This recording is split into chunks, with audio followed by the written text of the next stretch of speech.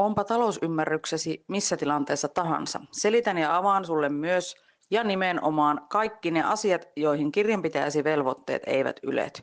Olen talouskloon Tiina ja tänään aiheena on konkurssi ja sen pelko. Mitä se konkurssi on? Mistä sen voi tunnistaa? Ensimmäisiä oireita esimerkiksi siihen konkurssiin.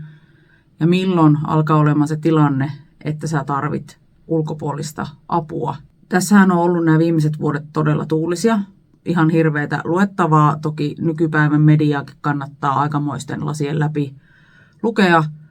Mutta konkurssejahan pukkaa vasemmalta, oikealta, ylhäältä, alhaalta, joka puolelta. Ja vasta oli esimerkiksi Suomen Yrittäjien sivuilla juttu, kuinka varsinkin toiminimiyrittäjiä, pienyrittäjä, mikroyrittäjä menee nyt todella paljon nurin.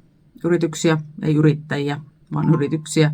Ja siinä mainittiin, että enimmäkseen näitä konkursseja tekevät yritykset, jotka ovat olleet toiminnassa vasta 5 vuotta.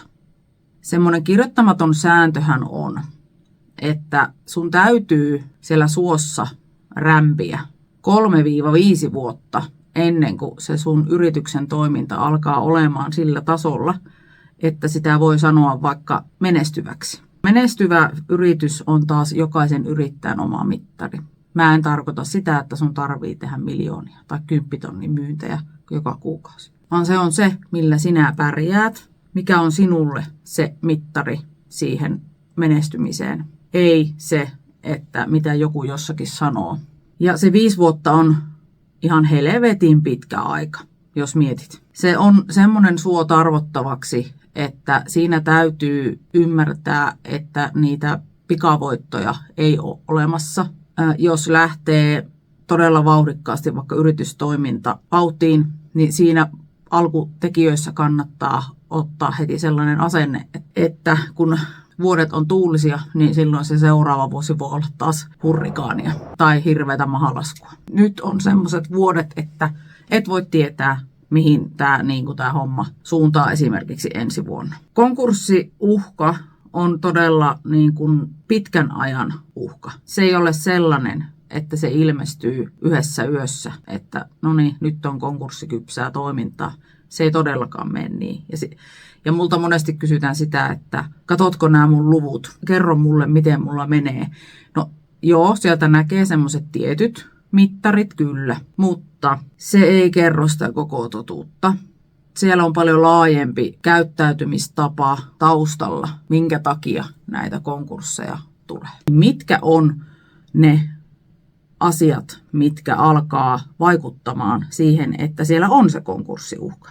Mä toivoisin, että jokainen yrittäjä ymmärtää, minkälainen se sun yritys on ja minkälaista taloustoimintaa siellä täytyy harjoittaa. Mä näen todella paljon yrityksiä, joilla on esimerkiksi toiminta tosi pientä, saattaa olla jopa osa-aikaista yritystoimintaa, ja kirjanpitoa ja taloudenhoitoa tehdään niin kuin oltaisiin joku monen sadan henkilön firma, jossa on liikevaihto miljoonaa luokkaa. Eli tämän takia on tosi tärkeää, että sä ymmärrät ensin sen sun oman menestyksesi. Mikä se sinun menestyksen mittari on? Jos puhutaan rahasta, menestyksen mittari on tietenkin siinä semmoinen, että mikä se sun tulos täytyy olla, että sinä pärjäät. Mä tiedän, että varsinkin monella yrittäjänaisella se on se tärkeys. Että sun elämä on mukavaa, sulla on aikaa sille sun mullekin elämälle, sä nautit sun arjesta ja sitten, että sulla jää sitä rahaa elämiseen. Ne on monesti ne omat menestyksen mittarit. Mutta näissäkin se on just se, että sun täytyy ymmärtää, että paljonko sä ensinnäkin tarvit vaikka omaan elämiseen, että sä pärjäät sun arjessa ja miten se sun yritystalous toimii. Minkälaiset verotusasiat sulla pitää olla kunnossa, miten sun verotus sun yritystoiminnassa toimii. Onko sulla osakeyhtiö vai toiminimi vai AY, KY, OY, TMI vai ootko sä jopa kevytyrittäjä. Se pitää ymmärtää se yritysmuodon toimintatapa, että sinä ymmärrät, mitä se sinulta vaatii. Minkälainen kulurakenne sulla on, kun sulla on toiminimi, tai minkälainen kulurakenne sulla on, kun se on osakeyhtiö. Aivan 2 eri asiaa. Ja sitten vielä siihen päälle ne omat tulot, ja paljonko tarvii yritystoimintaan, niihin kuluihin rahaa. Soitellen sotaan pelkällä asenteella, että tämä on mun unelma ja mun on pakko tämä saada, niin mä voin sanoa, että siinä ei kovin hyvin käy, jos ei sitä päätä sieltä pensaasta koskaan ota. Sulla on aina kiire. Sulla on aina joka päivä kauhea kiire, se perusvitsi, että yrittäjä ei lomia näe ja 247 töitä ja 365 päivää vuodesta tehdään töitä. Aina on kiire. Kiire on illuusio. Ja sä luot sen itse. Varsinkin kun sä oot yrittäjä, niin sähän määräät omat kalenteris ja sun työtunnit. Osata sanoa ei on tosi tärkeää, todella tärkeää. Ja tässä kiireessä mä vertaan varsinkin siihen, että paljon yrittäjät tekee sitä, että esimerkiksi sosiaalisessa mediassa tai kavereille ja sukulaisille ja kaikille kollegoille läyhätään tästä, että on niin hirveä kiire ja en kerkeä. Koko ajan on kalenterit täynnä ja ei ole aikaa tyyliin millekään. Mutta silti se ei näy mitenkään taloudellisesti missään. Eli sä teet ympäripyöreitä päiviä, mutta mitään tulosta, rahallista tulosta siitä ei tule. Verotus on ihan ensimmäinen, varsinkin arvonlisävero, jätetään maksamatta. Ja sitten laskuja maksellaan älyttömän myöhässä ja hyvä jos ollenkaan, kun sulla tulee vaikka tilitys, jos sulla on vaikka kassa ja sulla tulee se tilitys tiettynä päivänä firman tilille tai sulla tulee laskutetuista töistä raha tilille, niin sinä päivänä, kun se raha sinne tulee, niin sä makselet kaikki laskus, missä on isot viivästyskorot luultavasti, tai oot mennyt ottaa kalliilla osamaksulla jotain, ja niitä sitten makselet luultavammin myöhässä, ja sitten kappasta yrityksen tili on taas nollilla. Eli sulla ei mitään ennakointia, sä teet vaan siinä kirotussa kiireessä töitä, ja yrität selviytyä jokaisen laskun maksamisesta. Sulla alkaa tulla siitäkin stressit, kun sun pitää vaikka verkkopankki tai se sun ohjelmisto, mistä sä maksat sun laskut, avata. Puhumattakaan verohallinnon laskuista. Ja tässä vaiheessa, kun se mopo alkaa keulia, lopullinenkin mielenkiinto siihen sun talouteen, yrityksen talouteen tai henkilökohtaisen talouteen molempiin loppuu tykkänään. Kun se on jo niin stressaavaa, niin se alkaa mennä siihen kuuluisaan ei mua edes kiinnosta. Ja sitten tässä alkaa mennä jo siihen, että kun se kiinnostus lakkaa, saattaa käydä niin, että sä et edes avaa sun laskuja enää, sähköpostia. Jos näet, että siellä on lasku, niin jätät avaamatta. Laitetaan ne laput silmille ja pää sinne puskaan. Sitten alkaa kirjanpitäjä jo ihmettelemään, että mitä nyt kun ei kuulu mitään eikä tapahdu ja verot vaan paukkuu ja maksumuistutuksia tulee ja siellä rupeaa ulosottokin olemaan niin kuin ajankohtaista. Niin tämä on sellainen viimeinen niin kuin niitti, että sitten kirjanpitäjäkin alkaa olla jo sitä mieltä, että mitä tässä pitäisi tehdä, kun ei yrittäjistä kuulu. Jos tähän pisteeseen on tultu, niin silloin en sano vielä, että oot konkurssissa, ei se sitä tarkoita, mutta se uhka on olemassa. Mä muistutan, että nämä on sellaisia asioita, että nämä täytyy olla pitkäjänteisiä asioita, eli siis muutaman vuoden jo ollut tällaisia käyttäytymistapoja. Jos tunnistat näistä itsesi, niin hätä ei ole tämän näköinen. Sä voit kumminkin pyytää apuja ja aina niin kuin pystyy asioita korjaamaan. Katso rehellisesti sen oman kassasi tilanne. Tulot, menot. Jos tulot ei kata menoja ja sulle ei ole varaa maksaa palkkaa, ensitöiksesi tietenkin mietit, mistä menoista voit karsia. Kulujen karsinta on kaiken A ja O, ja mä sanon, että jokaisella on varaa niitä tarkistella. Ja tarvitko kaikkia ostoja? Onko jokainen niin kuin osto tärkeä? Onko esimerkiksi sulla on varastoa? Onko se tarpeeksi niin kuin jo nyt? Onko siihen pakko nyt saada koko ajan jotain lisää?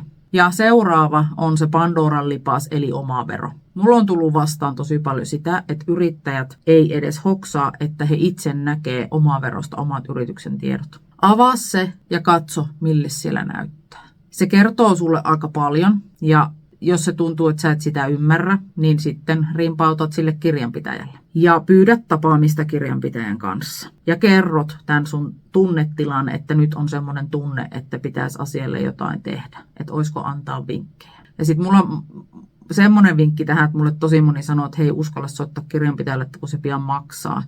Niin jos asian esittää tällä tavalla, että haluaisin nyt apua ja tilanne on tämä, enkä ymmärrä. Että voisitko sinä auttaa ja kysyä vaikka, että mitä tämä maksaa. Että jos me otetaan tunnin tapaaminen. Osa voi sanoa, että se maksaa mitä. Tai sitten se maksaa jonkun muutaman kympin, mutta kysy. Ja siinä kirjanpitäjän kanssa on sitten tosi hyvä käydä läpi tätä kaikkea, mitä mä listasin, eli niitä tuloja ja menoja ja just näitä veroja, eli kaikkiin pystyy neuvottelemaan aina maksuajan ja osamaksuja, kun selittää tätä tarpeeksi, vaan jokaiselle selittää sen tilanteen auki, niin yrittäjä ymmärtää.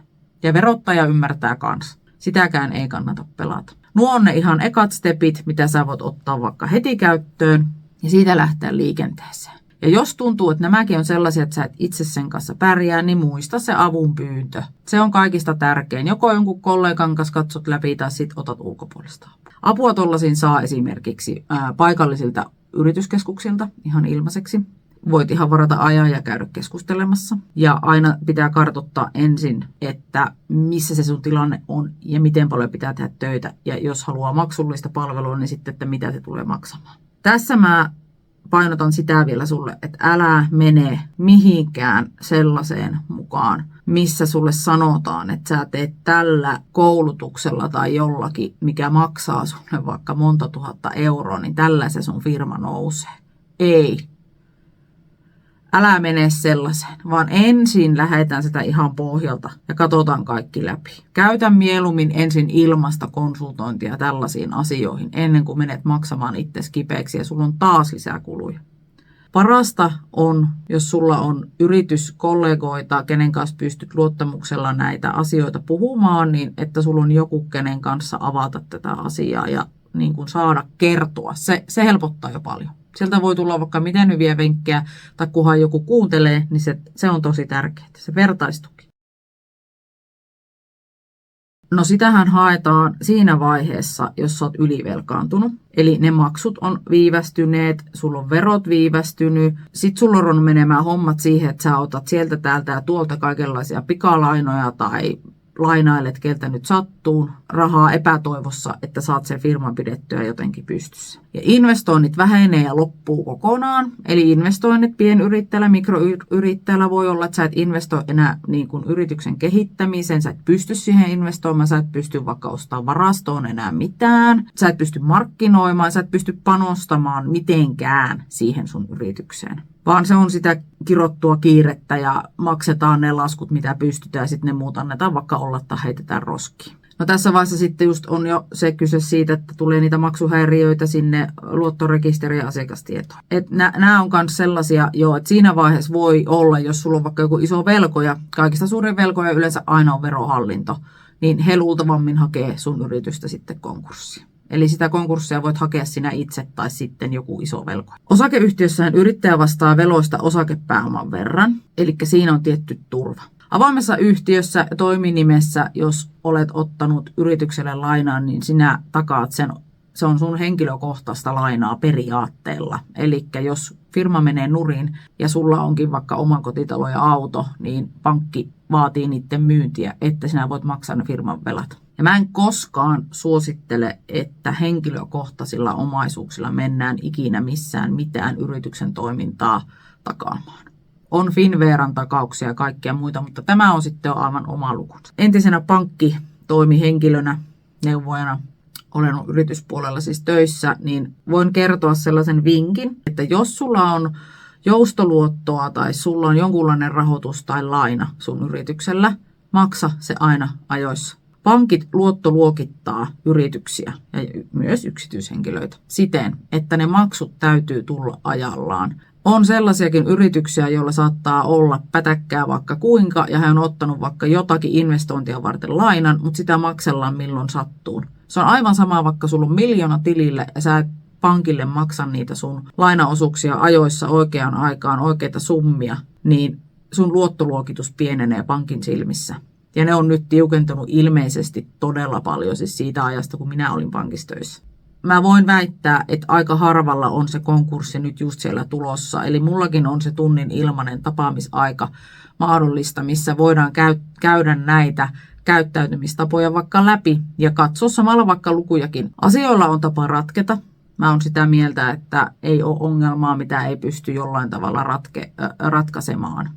Ne vaatii ihan järkyttäviä määriä töitä. Ei se sekunnissa käy. Mulla oli yksi asiakas, jonka kanssa me yli puoli vuotta tehtiin töitä, koska oli konkurssiuhka päällä. Ja puolessa vuodessa saatiin semmoinen selkeä käyttäytymismalli ja operointi siihen pisteeseen, että yrittäjällä alkoi olla mukavaa se työnteko taas. Eikä tarvinnut itkusilmässä joka päivä tehdä töitä. Tällä hetkellä hänellä menee niin hyvin, että siellä tehdään jo reippaasti plussaa. Tästä on 2 vuotta ehkä aikaa. Mutta hän oli sellainen tapaus, että otti asiakseen ja pyysi apua. Se on se kaiken A ja O, pyydä sitä apua. Asiaa ei kannata hävetä. Se on ihan varma.